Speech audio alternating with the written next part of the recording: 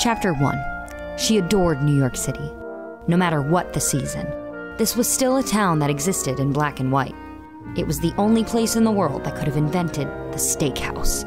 For nearly 200 years, New York City has been the place to go if you want to eat the best steak on the planet. I'm here at Old Homestead, the oldest continuously owned steakhouse in America. They've been around since 1868, which is, you know, a casual 150 years old. And I gotta say, they look damn good for 150. They've been around forever, which means they must not make a lot of mistakes. Just a lot of steaks. See what I did there? I'm funny. Hey, Mark with a C.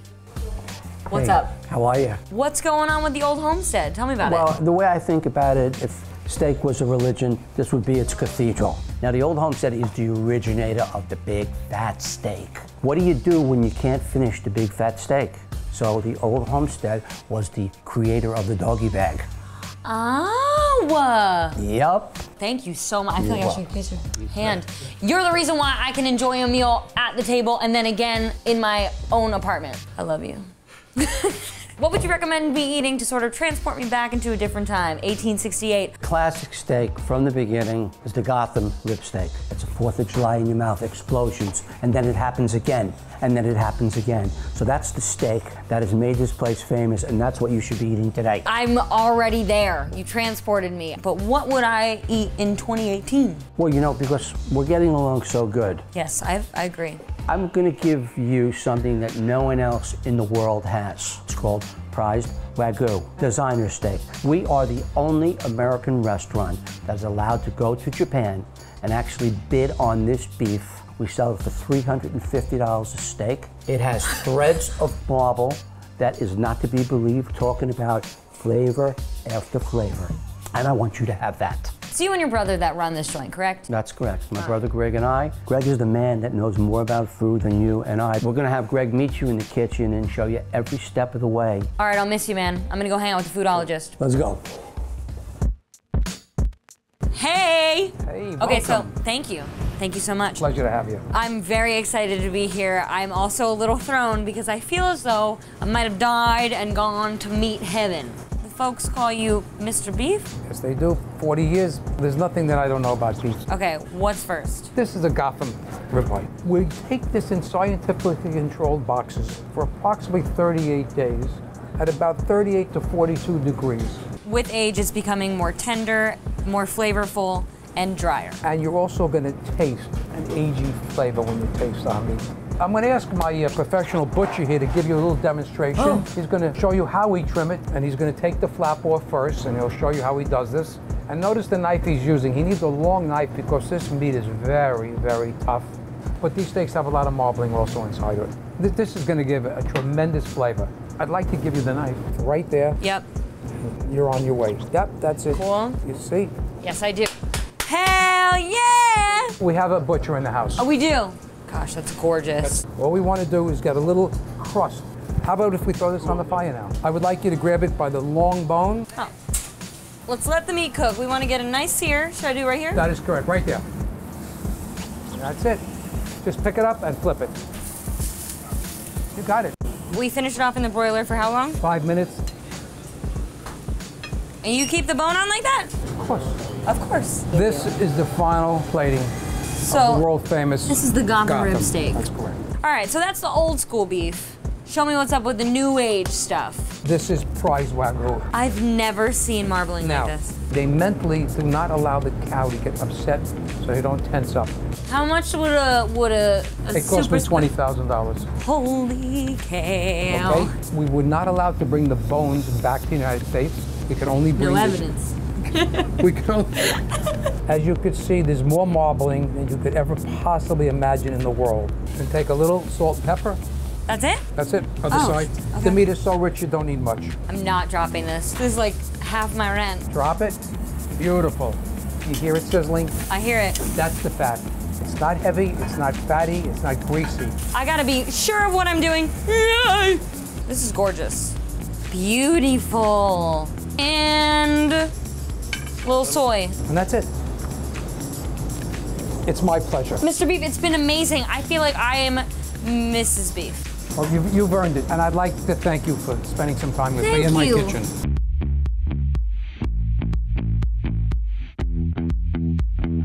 So what are we gonna eat first? Well, we're gonna have our Gotham rib steak on a long bone. Hell yeah. Well marbleized, very tender, bursting with flavor. It's time to go back in time. What do you say we pop on back to 1868? I'm along for the ride. Bring it in! Thank you, Hans. It's a picture on a plate. It is a picture on a plate. Let's dig in, right? Let's do it. So why do you say to have a nice glass of red wine with your steak? You know, if you pair it properly, it will enhance the flavor of the steak.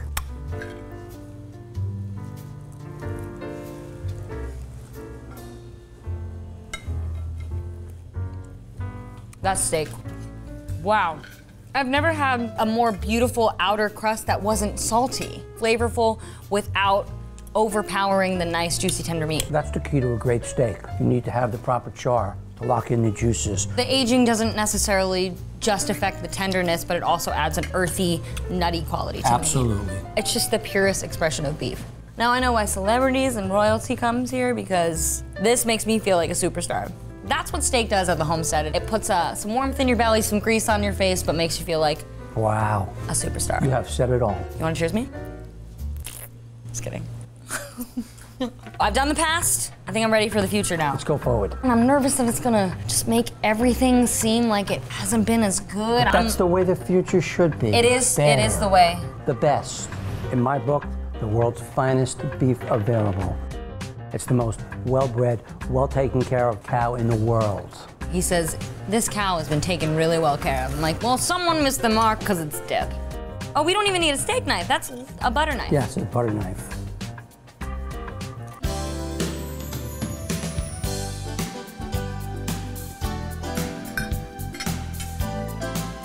I love you. I can't believe you can call that steak, because that's heaven. The actual beef and the fat change places. You don't even have to chew it, it melts. When you think there's no more flavor left, it comes and hits you again. You would think that it's so fat forward that you wouldn't be able to really taste that hearty, beefy flavor, but it's so pure and so rich and so... Yeah, but here's the deal. When you're charging $350 for a steak, every steak must be perfectly balanced. It's good. So elegant and so precise. It's just the least amount of work in the kitchen for the most insane, complex flavor on the plate. This is the future, and it tastes like $350. Thank you. Mark, I don't want to leave. It was fab. It was fab, it was fat, it was tasty. This should be National Steak Day. Happy National Steak Day, everyone. Every day is National Steak Day. I agree. Give me a hug, man.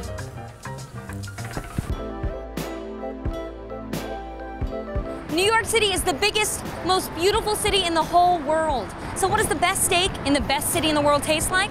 For that, we have to meet a hot young gentleman by the name of Peter Luger. Clocking in at a casual 130 or so years old, Peter Luger's has been voted #1 steakhouse in NYC for as many years as I've been alive, plus a whole bunch more before that. They say their porterhouses can change lives and make grown men cry. So change my life, steak. I'm ready. No, it's definitely this way. Cool.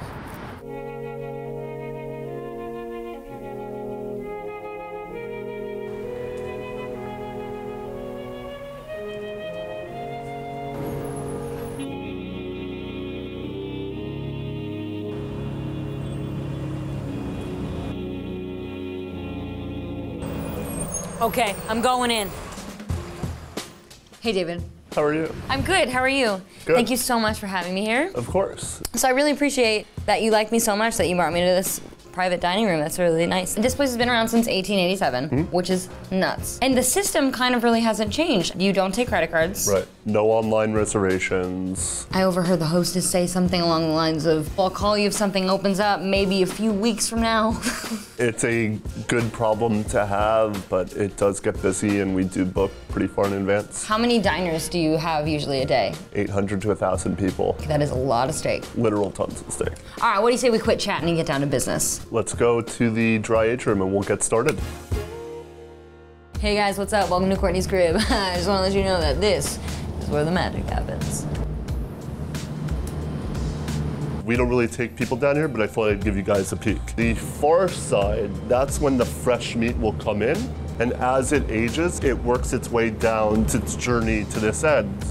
The water is being pulled out of the meat, and the muscle tissue is breaking down. More tender, more flavorful. This process has not changed in years. Really? And one of our big beliefs is if it ain't broke, why fix it? Yeah. How long do you dry age it for? It's unfortunately our one secret. So what happens to it? We actually bring it right over here to be butchered, and I think we'll go over there now. Please. All right. So here we have the finished dry-aged short loins. What Mo is now going to do is he's going to take these short loins and trim it down into the steaks we'll soon be eating. Fire it up! Turn on the saw! Right, Mo? Okay. Oh my gosh! Mo is now trimming it into steaks that you'll soon see, but obviously you still have all this excess fat that Miguel will now trim away and make it ready to go. Because then it ends up looking like this perfect steak emoji. So now Miguel's gonna trim away the excess fat to make it into the finished product. And the key is to leave a little bit on the edge, but not much. I'm hungry. Let's go to the kitchen. This is our steak for two. This is our bread and butter. Okay. This is what we're known for. How do you like your steak cooked? I like it medium rare. Good answer. So we're gonna sear the steak with some kosher salt. The broiler is really hot. I can feel it from here. My eyeballs are already dry. Probably somewhere around 800 degrees. And now we're gonna sear it briefly, about 2-3 minutes. So you're really locking in the juice. And that kosher salt really helps to give it a crust. So now we're gonna flip it. It should have some nice grill marks. We add, as you'll see, a tiny bit of clarified butter. Because fat makes everything better.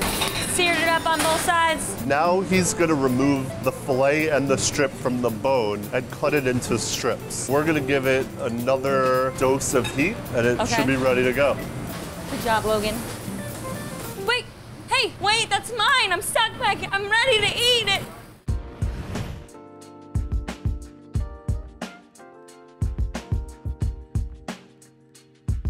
So this is the finished product of everything we saw downstairs, from the dry age room to the butchery to the kitchen cooking. You hear the sizzle. Oh, I hear it. So now we really like to serve one piece from the fillet, which I think is the best thing we offer, then one piece from the strip. This platter is so hot, if that wasn't cooked to your temperature, you could cook it a little longer on the outside edges. So everyone's happy. Because we dry age the meat, I think it really has a profound beefiness along with like an incredible texture. But I'll let you try it and you can tell me what you think. You got me all excited.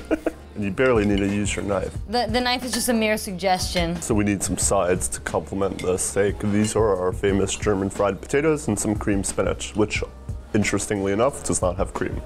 Lies.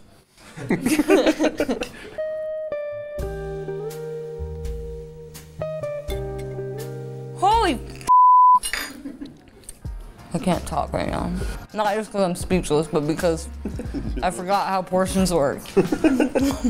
Sorry.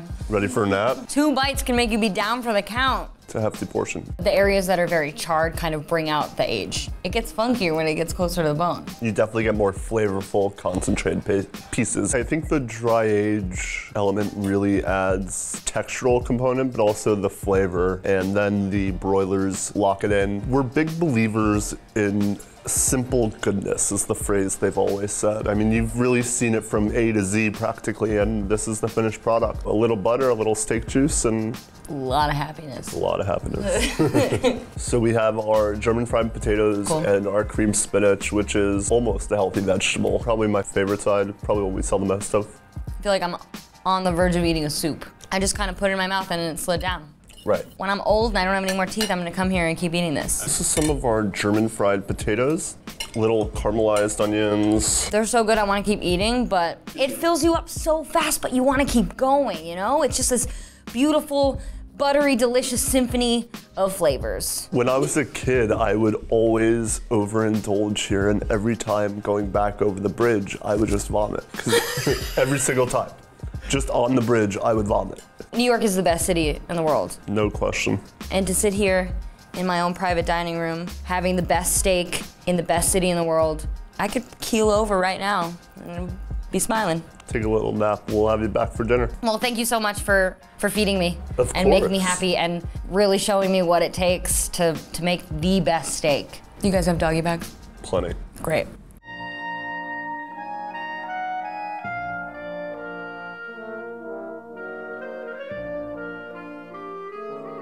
New York City, center of the universe. In the city that invented the steakhouse, you're gonna find a good steak if you look hard enough. There's a steak for every moment. There's a steak at every price point. There's a steak that could cost your rent. You know, they say if you can make it here, you can make it anywhere. But when it comes to steak, if you can eat it here, you should probably continue to eat it here because you're probably not gonna find it as good anywhere else. Just being honest.